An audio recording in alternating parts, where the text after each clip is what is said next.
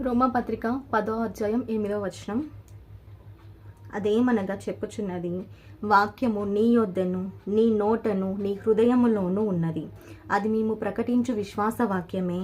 అదేమనగా, యేసు ప్రభువని నీ నోటితో ఒప్పుకొని దేవుడు మృతులలో నుండి ఆయనను లేపెనని నీ హృదయమందు విశ్వసించిన ఎడల నీవు రక్షించబడదువు.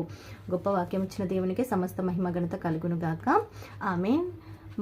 మన దేవుడని మనము క్రియల ద్వారా చూపించాలి. ఎలా అంటే మన విశ్వాసంతో ఆయనే దేవుడు, సర్వ సృష్టికి ఆయనే దేవుడు అని మనం నమ్మిన ఎడల ఆయన కార్యాలు, ఆయన అద్భుతాలు మనం చూస్తాము, మనం రక్షించబడతాము. నేను క్రిస్టియన్ని, నేను బాప్తిసం తీసుకున్నాను, అందుకే నేను రక్షించబడతాను. నిజమే, బాప్తిసం తీసుకొని దేవుడిలో ఎదుగుతున్న వారు ఖచ్చితంగా రక్షించబడతారు. కానీ క్రిస్టియన్గా మారి బాప్తిసం తీసుకొని నీ యందు విశ్వాసం లేకుండా నీ యందు లోకాశలు ఏలుబడి చేస్తుంటే నువ్వు ఖచ్చితంగా రక్షించబడవు. జ్ఞాపకం చేసుకో.